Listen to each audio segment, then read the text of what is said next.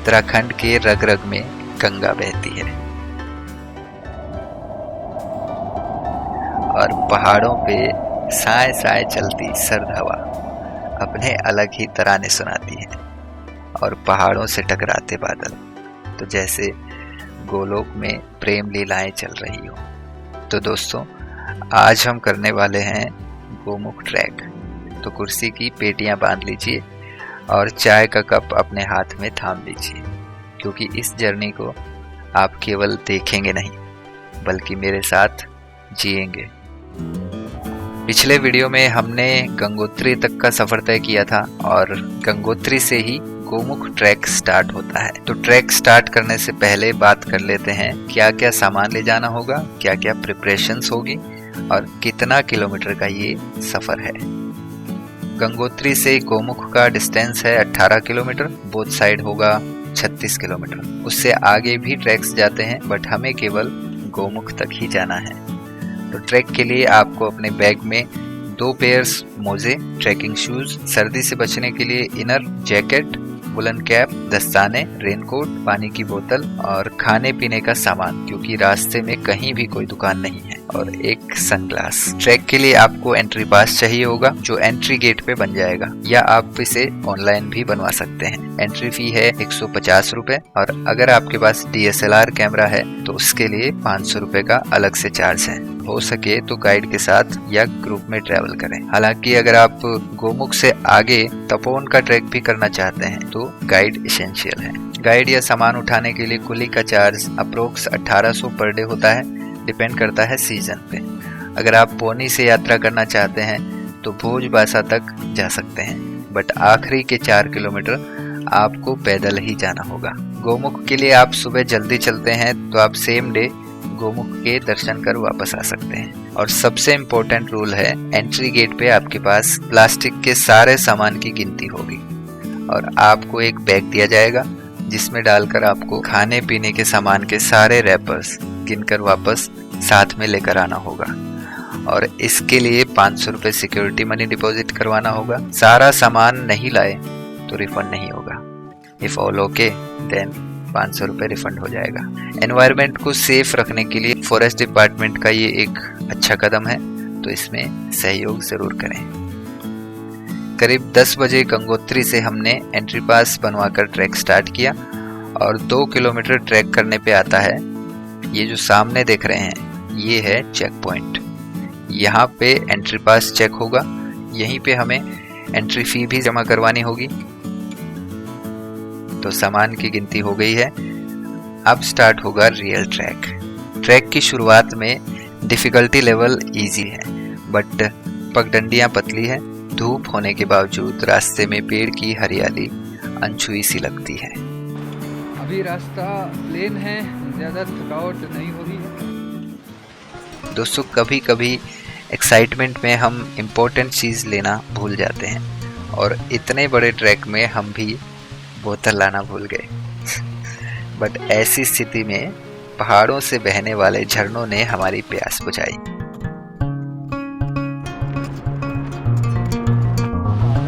आगे चलने पर रास्ता पथरीला हो जाता है और कहीं कहीं बहते पानी को भी पार करना पड़ता है। हमारा तो फिर भी चल जाता है, बट ये लोग जो इतना सामान लेकर चलते हैं, पहाड़ों में इनकी जिंदा दिली को सलाम है। इनसे पूछो तो कहते हैं पहाड़ों से उनका पुराना याराना है। लेकिन इतना सामान उठाकर ले जाना भी कोई छोटी बात तो नहीं। इनका जीवन भी यहाँ के पत्थरों की तरह ही है, कठोर लेकिन खूबसूरत। अगर एडवेंचर फील करना है तो ये ट्रैक आपको रियल एडवेंचर देगा। अभी जो रास्ता है पथरीला आ गया है। इवन कुछ लोग तो अपना काफी समय तपोवन में गुजारते हैं, जहाँ योग और आध्यात्मिक आनंद की अनुभूति के साथ साथ अपना क्वालिटी टाइम स्पेंड करते हैं। ये देवदार का पेड़ है और ये सुंदर नज़ारा देखिए दोस्तों। ट्रैकिंग का पूरा रास्ता चीड़, देवदार, भोजपत्र के पेड़ों और कंटीली झाड़ियों से होकर चीड़बासा और भोजबासा बेस कैंप तक पहुंचता है।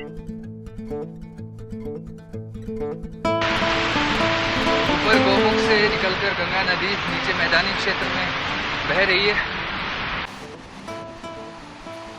मौसम भी एकदम से साफ हो रखा है। बहुत ही शानदार दृश्य देखने को मिल रहा है। सुबह के वक्त यहाँ पर बहुत ही ज़्यादा ठंडी थी और ऐसा लग रहा था कि बिना जैकेट के तो चल ही नहीं पाएंगे। बट अभी जो है गर्मी लग रही है, पसीना आ रहा है। थोड़ी देर बीच में रुक रुक के चलते रहना है हमको ताकि थकावट कम हो। अभी हिचकी भी आ रही है और पानी की बोतल हम लाना भूल गए हैं। दोस्तों, अभी तक की यात्रा में हमें कहीं भी प्लास्टिक या कोई रैपर बिल्कुल भी देखने को नहीं मिला। एकदम से अनपॉल्यूटेड है ये जगह। तो ये एक बहुत ही अच्छा एफर्ट है फॉरेस्ट डिपार्टमेंट का। दोस्तों, ट्रैकिंग में रास्ते के पेड़ पौधे और पहाड़ों के दृश्य थकान दूर कर देते हैं। यहाँ पर आने के बाद आप सब कुछ भूलकर अपने आप को प्रकृति की गोद में बैठा हुआ पाओगे। तो दोस्तों, यात्रा जारी है, रास्ते आप देख ही रहे हैं, तो साथ ही में बात कर लेते हैं यहाँ की जियोग्राफी के बारे में। तो दोस्तों, गोमुख ग्लेशियर भारत का दूसरा सबसे बड़ा ग्लेशियर है, जिसकी लंबाई 30 किलोमीटर और चौड़ाई 4 किलोमीटर है। इस ट्रैक को करते समय आप हिमालय की कई सारी चोटियों के विहंगम दृश्य को देख सकते हैं। गोमुख का ट्रैक मई से अक्टूबर के बीच में खुला रहता है और फिर सर्दियों में यहाँ पर भारी बर्फबारी होती है।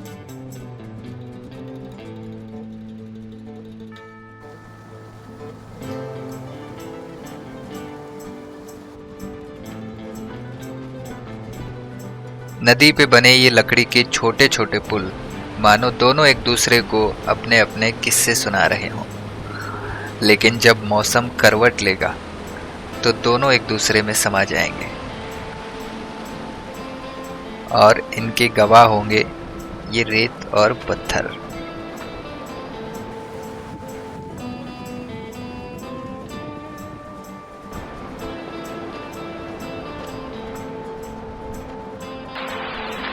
छोटे छोटे रास्ते बने हैं जिस पे चल सकते हैं और कहीं कहीं पर डायरेक्शंस भी दिखाए गए हैं ताकि यात्री भटक ना जाए।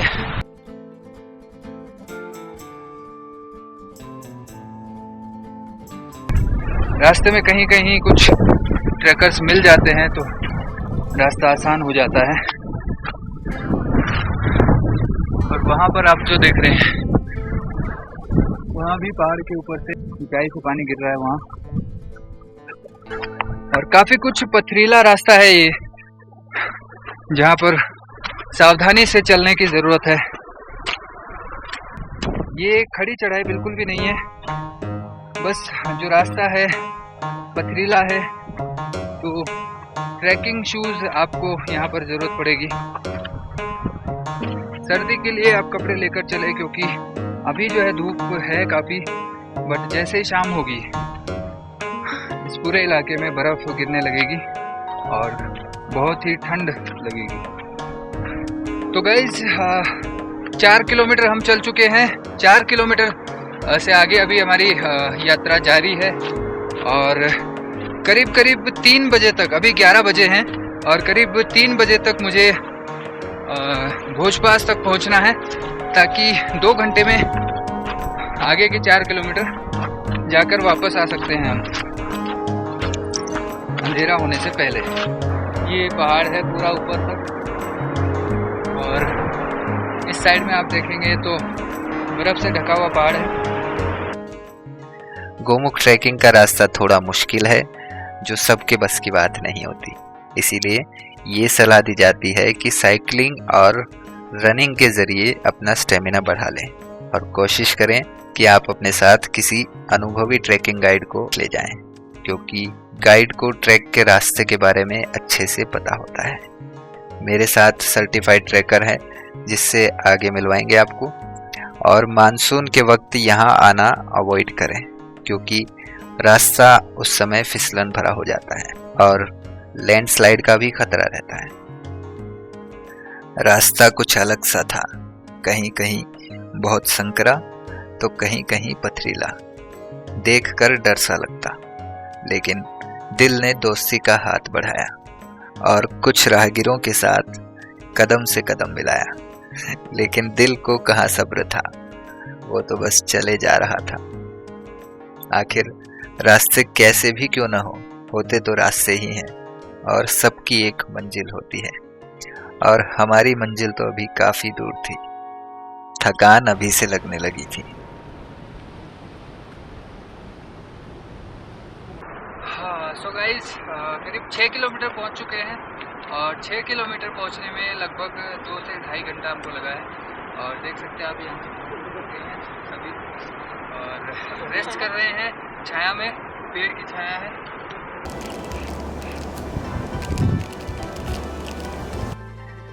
दोस्तों, चढ़ाई शुरू होने के 1 किलोमीटर बाद से ही फोन का नेटवर्क गायब हो गया था और ऊपर कहीं भी आगे नेटवर्क नहीं मिलने वाला है।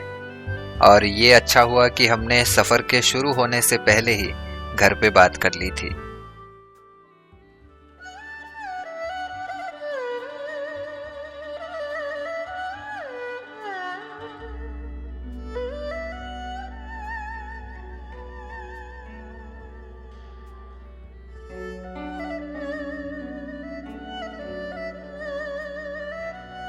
काफ़ी समय बाद पानी का एक झरना दिखाई दिया है और बहुत ही प्यास लग रही थी।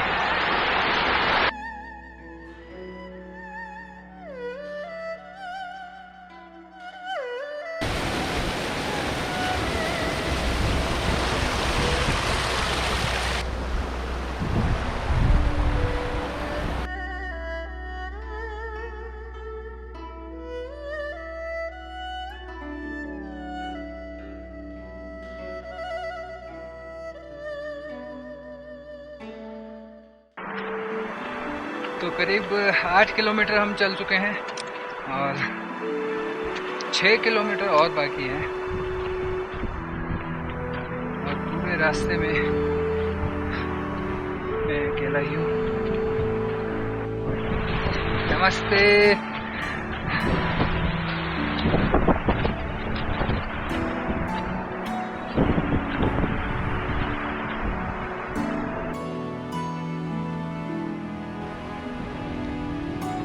कहीं कहीं रास्तों में इस तरह के लकड़ी के पुल बने हैं जिनको पार करके आगे बढ़ना होता है और ये किसी एडवेंचर से कम नहीं लगता।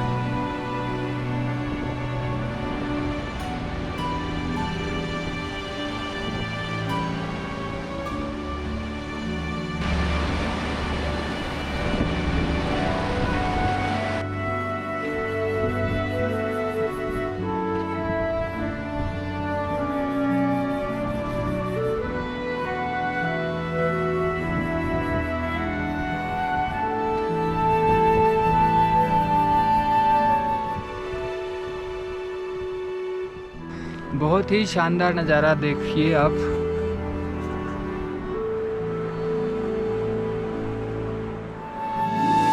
ये है हमारी किस्मत का सूरज, जिसने पेड़ पौधों और पत्थरों पर एक सुनहरी छटा बिखेर रखी है।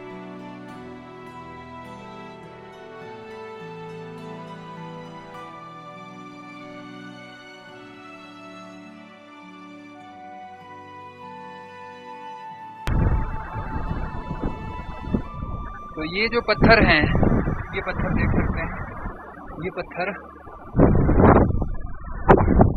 तीखे नहीं है बिल्कुल भी, एकदम से राउंड आकार के हैं, गोल हो चुके हैं पानी के बहाव से। और ये देखिए, मैं अभी जिस जगह पर हूँ उसके चारों ओर पहाड़ है और पेड़ पौधे हैं। प्रकृति का ये नज़ारा बहुत ही शानदार है और पहाड़ों के ऊपर, पत्थरों के ऊपर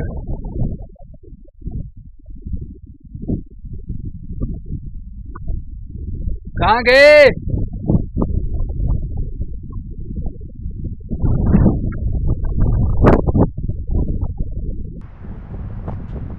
और अभी मैं रास्ता भटक गया शूटिंग की वजह से मैं बिछड़ गया था रोहित भाई से। रास्ता उन्हीं को पता है, बिना गाइड के भटकने के चांसेस भी होते हैं। ये देखिए पहाड़ों का रास्ता पत्थरों से होते हुए मैं पार कर रहा हूँ, और अभी जो है रास्ता मुझे नहीं मिल रहा कि कौन सी साइड से ये रास्ता जाएगा गोमुख के लिए, लेकिन फिर भी चल रहा हूँ मैं कि शायद कोई आगे से आते हुए दिखाई दे जाए। कौन सी साइड गए?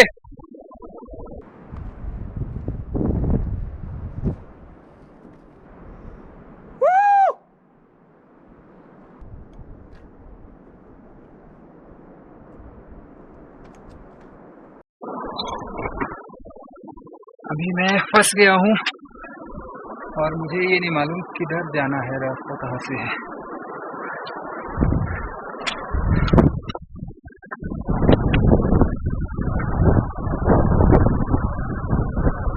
अभी जो है रास्ते का मालूम नहीं है, किसी का इंतजार करते हैं कोई आ जाए तो रास्ता बताए, क्योंकि यहाँ से आप देख सकते हैं यहाँ पहाड़ है, पत्थर है केवल।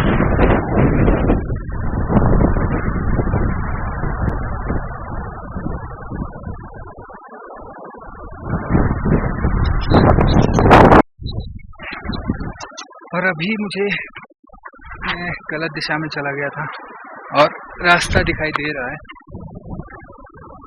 ये कौन सी साइड थे आप?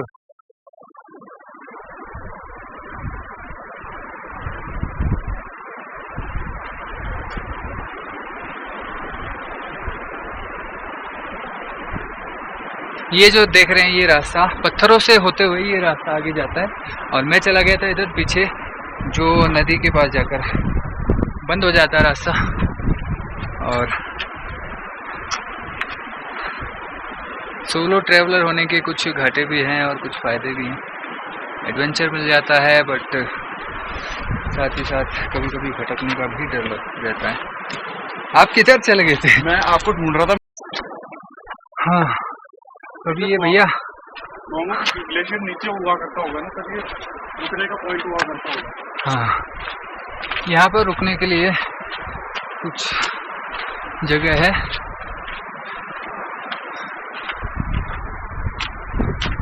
यहाँ बैठकर रिलैक्स कर सकते हैं। हाँ, तो मैं रास्ता भटक गया था, ये भैया आगे चले गए थे और ये भी ढूंढ ही रहे थे मुझे, तो इनसे इंट्रोडक्शन आपका करवा देते हैं। तो इनका नाम है Rohit. Hi, my name is Rohit Bhatt, और मैं भैया को उत्तरकाशी में मिला था, तो फिर उसके बाद मुझे पता चला कि ये ब्लॉगिंग करते हैं। तो मैं देहरादून से हूँ ऐसे बेसिकली, तो मैं भी यहाँ सोलो ट्रिप करने ही आया था गोमुख के लिए। तो सोचा मैंने कि यहाँ भैया मिल गए, अच्छा ठीक हो जाएगा, चलो यहाँ गाइड की ज़रूरत पड़ती है। अब हम दोनों एक दूसरे के लिए गाइड बन गए इस टरेन का। इन्होंने वैसे काफ़ी सारे ट्रैक पहले किए हैं, नागटिबा ट्रैक किया है और भी उत्तराखंड के काफ़ी सारे ट्रैक किए हैं। तो अभी करीब करीब 9 से 10 किलोमीटर हमने रास्ता जो है पार कर लिया है, और बीच में थोड़ी परेशानी हुई, भटक गए थे, और लेकिन अब मिल गए हैं दोनों एक ही जगह पर। चॉकलेट बार 1 पहला चलने के बाद पड़ाव है चीड़वास, और यहाँ पर कुछ कैंटीन है क्या ये? अच्छा, तो एक तरह से कैंटीन जैसा ही कुछ है। ये पहला पड़ाव है, और ये कितने किलोमीटर आगे हम ऊपर? कितने किलोमीटर आगे? तो हम लोग 9 किलोमीटर आ चुके।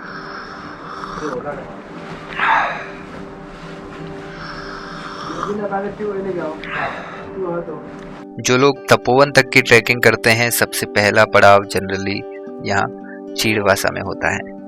उसके बाद कुछ लोग भोजवासा में रुकते हैं और फिर तपोवन में। इस तरह 4 से 5 दिन का ट्रैक करते हैं। चीड़वासा और भोजवासा तक के रास्ते में डिफ़िकल्टी थोड़ी बढ़ जाती है, तो इसके लिए थोड़ा थोड़ा रेस्ट लेते हुए चलना सही रहता है, क्योंकि यहाँ पर ऑक्सीजन की भी थोड़ी सी प्रॉब्लम है। दोस्तों, रोहित भाई एक वेल एक्सपीरियंस ट्रैकर हैं। हर बार मेरे से आगे निकल जाते हैं और फिर बैठकर इंतजार करते हैं। और ये बैकग्राउंड में देख सकते हैं आप, सुमेरु पर्वत बर्फ से ढका हुआ है और मौसम बड़ा ही शानदार है। तो यहाँ जो है थोड़ा सा रिलैक्स कर लेते हैं और लगभग 11 किलोमीटर का ट्रैक कंप्लीट किया हमने अभी तक। कैसा लग रहा है? View is awesome out in background. आप देख सकते हैं वो पहाड़ ऊपर। हम एग्जैक्टली इसी के बेस पॉइंट पर जाएंगे, यहाँ से घूमते हुए इन्हीं रास्तों से, कच्चे रास्तों से। और अभी इतना ट्रैवल कर चुके हैं हम, उधर आप देख सकते हैं इतना लगभग अराउंड 9 किलोमीटर्स और 11 kilometre something we have travelled so far, और अभी आगे भी जाने की उम्मीद है। तो basically track is on and everything is good for now, but let's see, we are hoping to get there in Gomukh as soon as possible. सामने है मेरू पर्वत, मानो हमारी यात्रा की अगवानी कर रहा हो। कहीं कहीं रास्ते ऐसे हैं जहां पगडंडी इतनी पतली है कि केवल एक ही व्यक्ति गुजर सकता है। अभी मौसम एकदम साफ है और ये सुनहरा पहाड़ देखिए। हर पहाड़ एक नए आकार में दिखाई देता है, जैसे कोई हॉलीवुड की फिल्म चल रही हो। चमकते सूरज की किरणें, लताओं की झिरमिट आवाजें, ऊपर पहाड़ों से पिघली बर्फ से झरझर बहते झरने, नेचर की ब्यूटी को 4 चांद लगा रही है। मेरे बैक साइड में जो पेड़ देख रहे हैं वो है भोजपत्र के पेड़। पुराने जमाने में इनकी छाल पर ही वेद पुराण की रचना की गई थी। ये देखिए, ये है भोजपत्र के पेड़ की लकड़ी। भोजपत्र है जो पहले ऋषि मुनि होते थे, धार्मिक ग्रंथ इसी में लिखे थे। जो भी प्राचीन धार्मिक ग्रंथ हैं इसी भोजपत्र में लिखे हुए मिलेंगे। प्राचीन काल में इसका प्रयोग ही लेखन में होता था, कागज के रूप में। प्राचीन काल का कागज है, जितना मोटा ये तना होता है उतना ही इसका एक बड़ा कागज निकलता है इसी तरीके से।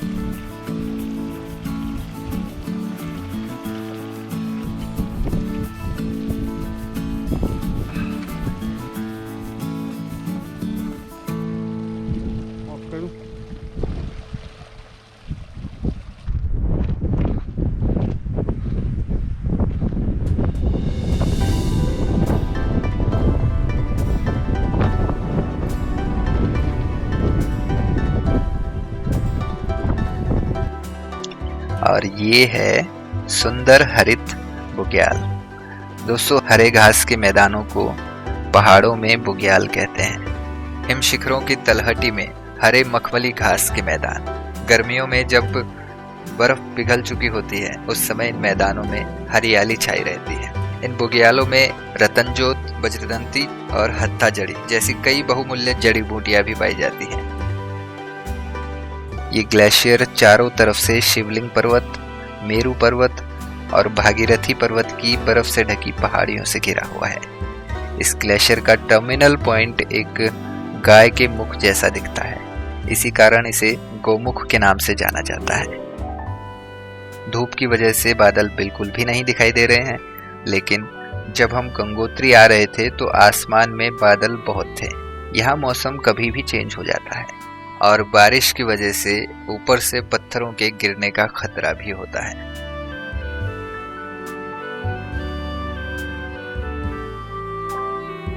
सो गाइज अभी 3:45 बज रहे हैं। इट्स 3:45 और सर्दी भी बढ़ गई है।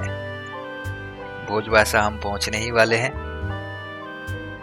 अभी हम भोजबासा बेस कैंप के आसपास पहुंच चुके हैं।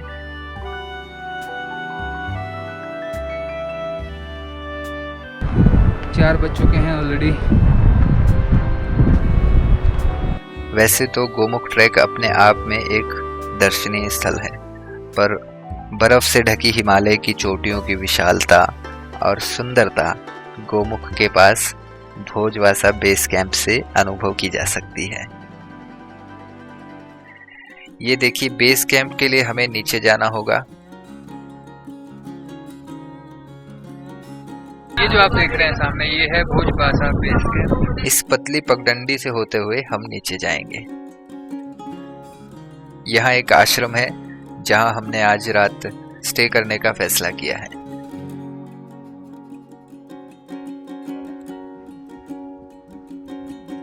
सो गाइज अभी मैं पहुंच गया हूँ भोजबासा। इस गांव का नाम है भोजबासा, क्योंकि यहाँ पर भोजपत्र के पेड़ हैं काफ़ी सारे। और यहाँ से करीब 4 किलोमीटर दूर है गोमुख, जहाँ हम सुबह जाएंगे। और अभी के लिए मैं रुका हूँ भोजबासा में आश्रम में, जहाँ पर अच्छे रूम हैं, रजाइयाँ हैं सर्दी से बचने के लिए। तो आप देख सकते हैं मैंने इसको ये जो है ऊपर से हुडी जो है डाल ली है, क्योंकि सर्दी बढ़ रही है यहाँ पे एकदम से, क्योंकि चारों तरफ से पहाड़ों से घिरी हुई है ये जगह। और यहाँ पर मुझे आते चाय अवेलेबल हो गई और गर्म पानी जो है वो भी अवेलेबल हो गया। और अभी मैं गर्म पानी पी रहा हूँ। चाय जो है वो एकदम से ब्लैक टी मिलेगी। सो बहुत ही अच्छा है। और जो चार्जेस है वो करीब 400 to 500 के बीच में रहते हैं, डिपेंड्स ऑन सीजन।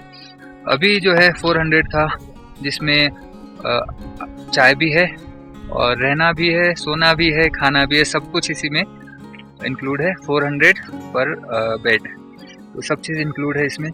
और पास ही में GMBN के भी रूम्स हैं, जहाँ पर चार्जेस थोड़े ज़्यादा हैं। और चार्जेस वहाँ पे करीब 500 से 700 के बीच में पर बेड चार्जेस है। वो भी डिपेंड करता है सीजन पे। अभी 500 रुपये है। तो यहाँ पे जो है मैं रुका हूँ और रात भर हम यहीं रहेंगे। और सुबह जो है 6 बजे गोमुख के अभी आगे दूर कहीं थोड़े थोड़े बादल दिखाई दे रहे हैं।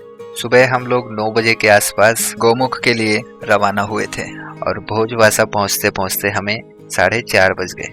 उसके बाद हमने आश्रम में आके चाय पी और तब तक बादल भी हो गए थे। मौसम एकदम से ठंडा हो गया था। अभी आसमान में बादल दिखाई दे रहे हैं और ठंड भी बढ़ गई है। मन में बड़ी उमंग थी इस ट्रैक पे आने की, पहाड़ों को इतने करीब से देखने की। लेकिन जब इनको इतने करीब से देखा तो आंखें ही नम हो गई। जो नज़ारा देखा उसे देखकर मानो दिल के किसी कोने में सारे तार एक साथ झंझना उठे। बर्फ से ढके इन पहाड़ों को इतना नज़दीक से देखना मेरे लिए एकदम से नया था। ऐसा लगा जैसे बर्फ से ढके इन पहाड़ों के पीछे बादलों की रासलीला चल रही हो। मन तो कर रहा था ट्रैक को तपोवन तक कंटिन्यू किया जाए, बट 4 धाम की यात्रा को भी पूरा करना था, तो सोचा फिर कभी सही। अब तो पहाड़ों के साथ रिश्ता भी बन गया है। इसी उधेड़-बुन में पता नहीं नींद कब आ गई। सो गाइस अंधेरा हो गया है बाहर और ये है स्टेज जहाँ हम लोग रुके हैं। इस तरह की रजाइयाँ हैं और हम लोग बिस्तर में घुस गए हैं, क्योंकि बहुत ही ठंड है। 2 रजाइयाँ हमने लगा रखी है और फिर भी सर्दी लग रही है। तो सर्दी बहुत है। और शाम के टाइम केवल 1 घंटे के लिए, और ये जो लाइट है ये लाइट जलती है, जनरेटर चलाया जाता है 1 घंटे के लिए। तो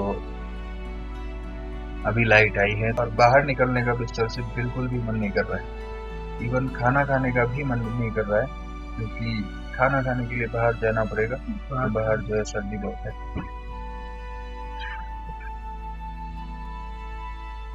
तो ये एक तरह से डॉर्मेट्री है। यहाँ पे काफ़ी सारे बेड्स लगे हुए हैं, तो ग्रुप में ही लोग सोते हैं। हालांकि अभी हम लोग नवरात्रा के सीजन में आए हैं, तो नवरात्रा में यहाँ पर काफ़ी भीड़ कम है, बहुत सारे लोग आए नहीं हैं, तो हम 2 लोग हैं जो ग्रुप में थे।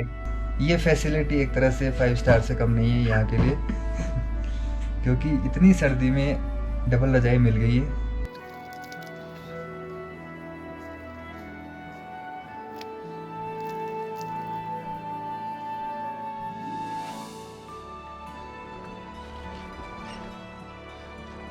Good morning guys. और अभी जो है भोजपासा में हम जहाँ स्टे किया था रात को, और इट्स डे 2 और अभी उठकर फ्रेश हो गए हैं और बाहर का नज़ारा देखिए आप। तब तक हम चाय पी लेते हैं और मेरे साथ है रोहित। सभी बहुत हम दोनों ही उठ गए हैं। And we'll trek towards this route, second route, which is from Bhojpasa, but it will cross rivers. We are going through trolley, right? Yes. So we are going through trolley.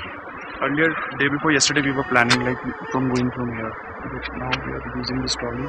Though it is a bit risky, but we'll take that risk.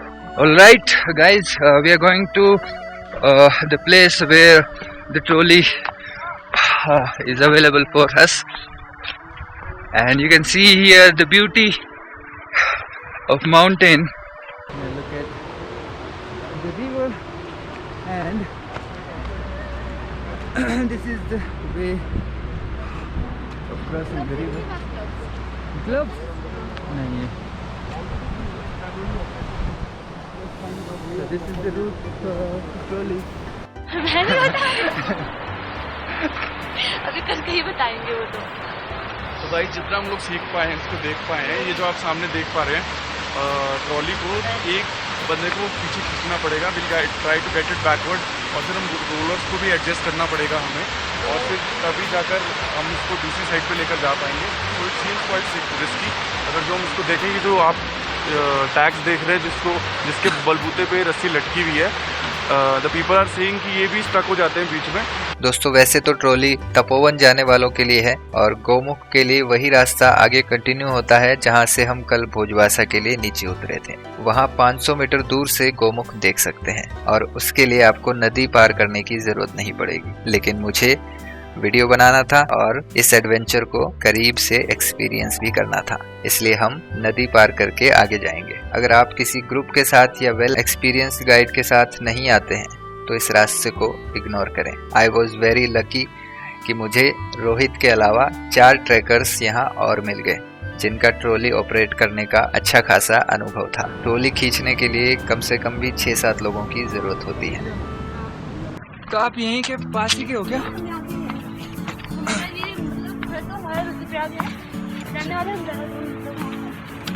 अलबत्ता उन लोगों ने हमें क्या बोला, आप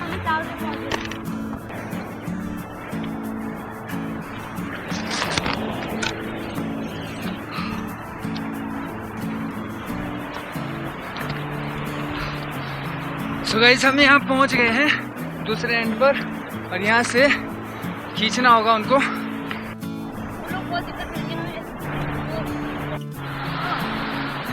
तो finally इसको खींचकर हम दूसरी साइड आ चुके हैं। अभिषेक भाई, मैंने और ये हमारा छोटा ग्रुप आज का, सबने इसको खींचकर दूसरी तरफ लगा दिया। So we are so happy after it कि जिस काम को ऑपरेटर लगता है वो हमने खुद ही सीखा और करने की कोशिश की और हम पहुंच गए दूसरी तरफ। अभी शाम को आते हुए भी हमें ये सारी चीज़ें रिपीटेटिवली करनी होगी। ट्रॉली गई वापस, ट्रॉली जा चुकी है वापस, और अभिषेक भाई ने भी खूब एफर्ट दिखाए और ट्रॉली गई वापस। अब दूसरा ग्रुप आएगा। सो गाइस, ट्रॉली से बहुत ही मेहनत करके रिवर क्रॉस किया है हमने। खूब सारी रस्सियाँ खींची हमने आज। ट्रैक जो है बहुत ही एडवेंचरस था। यहाँ से शुरू होता है गोमुख का सफर। मौसम एकदम से क्लीन है। कल शाम को थोड़ी देर के लिए बादल हो गए थे, बट आज मानो आसमान में बादलों की रासलीला एकदम से गायब हो गई। गोमुख के निकटवर्ती क्षेत्र में तपोवन, नंदवन, कालिंदी पास, शिवलिंग पर्वत और भागीरथी पर्वत सहित कई चोटियां हैं। यहाँ पर गंगोत्री नेशनल पार्क से अनुमति लेने के बाद आप जा सकते हैं। सामने जो पर्वत देख रहे हैं ये है शिवलिंग पर्वत। कहा जाता है जब गणेश जी और कार्तिकेय जी को धरती के चक्कर लगाने को कहा गया था तो गणेश जी ने भगवान शिव और माता पार्वती की परिक्रमा इसी शिवलिंग पर्वत पर करी थी। दोस्तों, माउंटेनियरिंग पॉइंट ऑफ व्यू से देखा जाए तो अभी हम चल रहे हैं ग्रेटर हिमालयन रेंज में। बेसिकली हिमालयन रिवर्स की ओरिजिनेटिंग ग्लेशियर से ही होती है। यहाँ पर बहुत सारी माउंटेन रेंजेस हैं और जहाँ हम चल रहे हैं ये है भागीरथी वैली। लेकिन जब तपोवन के ट्रैक के लिए ऊपर जाते हैं तो दिखेगा गोमुख ग्लेशियर के बाद आगे दूसरे ग्लेशियर भी एक दूसरे से जुड़े रहते हैं। सो थैंक्स टू रोहित इतना सब बताने के लिए। जैसा कि मैंने कहा, रोहित एक वेल एक्सपीरियंस ट्रैकर हैं, काफ़ी सारे हिमालयन ट्रैक्स किए हैं उन्होंने। दोस्तों, भोजबासा से गोमुख तक का रास्ता रंग बिरंगे बुग्याल और वनस्पतियों से भरा पड़ा है। देखकर ऐसा लगता है जैसे धरती ने अभी अभी नया जन्म लिया हो। एकदम से अनटच्ड लगता है। करीब 3 किलोमीटर का रास्ता तय कर लिया मैंने और अपने जो साथी है हाँ काफ़ी आगे निकल चुके हैं because I was busy shooting. और अभी जो है रास्ता आप देख सकते हैं मैदानी भाग दिखाई दे रहा है। Just kind of middle.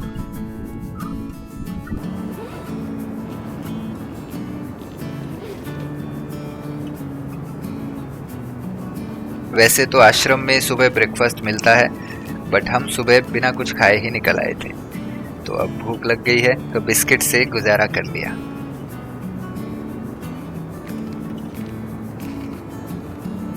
और ये देखिए, ये है गोमुख ग्लेशियर। तो करीब 500 मीटर की दूरी पे हम खड़े हैं और यहाँ से एकदम क्लियरली गोमुख देख सकते हैं। ये जो सामने देख रहे हैं ये पूरा बर्फ का ग्लेशियर है और मिट्टी से ढका है, बट पूरा बर्फ का ग्लेशियर है। दोस्तों, मैं एक बहुत ही इम्पोर्टेंट बात आपको बता दूं जो मुझे यहाँ आने के बाद पता चला। फॉरेस्ट डिपार्टमेंट ने गोमुख ग्लेशियर के 500 मीटर तक के एरिया को टूरिस्ट के लिए बैन कर रखा है, यानी कि ग्लेशियर के नज़दीक जाने की अनुमति नहीं है। और इसमें कुछ गलत भी नहीं है क्योंकि ग्लेशियर से बड़े बड़े बर्फ के टुकड़े मेल्ट होकर गिरते रहते हैं, और साथ ही इसे केवल सेल्फी पॉइंट समझ लेना बिल्कुल भी सही बात नहीं है। आपको एडवेंचर फील करना है तो यहाँ तक का पूरा रास्ता एडवेंचर से भरा है, वहाँ एडवेंचर खूब एंजॉय कर सकते हैं। बट एकदम से नज़दीक जाकर इसे पोल्यूट करना तो बिल्कुल भी सही नहीं है। गोमुख, जहाँ से भागीरथी गंगा निकलती है, वो देख लिया। अब मन में खुशी है। ट्रैकिंग के बाद व्यक्ति का आत्मविश्वास बढ़ जाता है, मंजिल को पार कर लेता है जब इंसान, तो उसे आत्मसंतोष की अनुभूति भी होती है। इस सफर में वो देखा जो अब तक इन आंखों से अनदेखा था और बहुत कुछ सीखने को भी मिला। As a solo trip plan किया था इसको देहरादून से, बट मैंने सोचा नहीं था कि गोमुख को जिस तरीके से मैं इमेजिन अपनी अभी तक इमेजिनेशन में करता था, उसका जो प्रतिरूप जो मेरे को आज सामने देखने को मिला है वो और भी भव्यात्मक बोलूँ तो मतलब और भी मैग्निफिसेंट व्यू मेरे को देखने को साफ सामने मिला। So I am feeling so lucky right now कि ये ओवरऑल 3 दिन का ट्रैक ही सही जिसको मैंने सक्सेसफुली कंप्लीट किया, and I am now under this list of selected people जो लोग यहाँ तक आ चुके हैं, and yeah it is pretty good. Kavita Negi, आपका सौरभ पवार, ये हैं Saurabh Pawar and she is Kavita Negi. और कहाँ से हम? रुद्रप्रयाग। एंड आपका हस्बैंड वाइफ कपल तो दे आर कपल। और कैसा एक्सपीरियंस रहा? बहुत मस्त। तो आपने मीन्स आप सीधा आप रुद्रप्रयाग से यहाँ? नहीं, हम देहरादून, हमारा होम टाउन रुद्रप्रयाग है और हम वर्किंग है देहरादून। अच्छा, जॉब करते हैं। और एक्सपीरियंस कैसा रहा आपका? बहुत अमेजिंग रहा। एक अलग ट्रैक था, इससे पहले भी हमने यहाँ ट्रैक करे हैं, पर ये थोड़ा डिफरेंट था। आज तक सिर्फ सुना है कि गंगा गौमुख से निकलती है, लेकिन ये फर्स्ट ऑफ द टाइम था कि हमने देखा है कि गंगा गौमुख से निकलती है। और ट्रैक में आपका सबसे अच्छा एक्सपीरियंस कौन सा रहा? ट्रॉली? ट्रॉली से सबसे अच्छा रहा। तो हालांकि जब भी आप भी अगर आते हैं ट्रॉले से अगर आते हैं तो सावधानी रखिएगा, क्योंकि वो रिस्की भी है। हम लोग कुछ 8-10 लोग थे यहाँ पे, इसलिए ज़्यादा कुछ हमको डिफ़िकल्ट नहीं लगा। एंड हमारा एक्सपीरियंस भी है ट्रॉली का पहले से, और हाँ, इनका एक्सपीरियंस भी है। स्पेशली रजिता का पहले से एक्सपीरियंस है, इन्होंने ही काफ़ी कुछ हेल्प करी थी। मैंने क्रॉस करवाया था। इन्होंने क्रॉस करवाया था।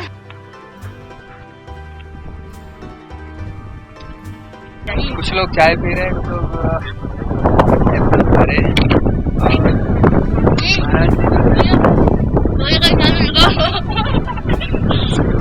और एक फोटो से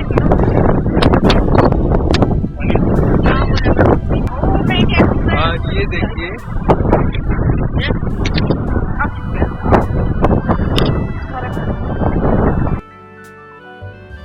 दोस्तों, अपना सफर तो जारी रहेगा और जिंदगी के हर मोड़ पर मुलाकात होगी नए चेहरों से, नए रास्तों से, और जिसमें आप सब लोगों का भी स्वागत है। इन हसीन लम्हों को मेरे साथ जीने के लिए चैनल को सब्सक्राइब करें और मुझे कमेंट बॉक्स में अपनी इस वर्चुअल जर्नी का एक्सपीरियंस ज़रूर शेयर करें। और अब इजाज़त चाहूँगा, मिलते हैं नेक्स्ट जर्नी में, तब तक के लिए गुड बाय।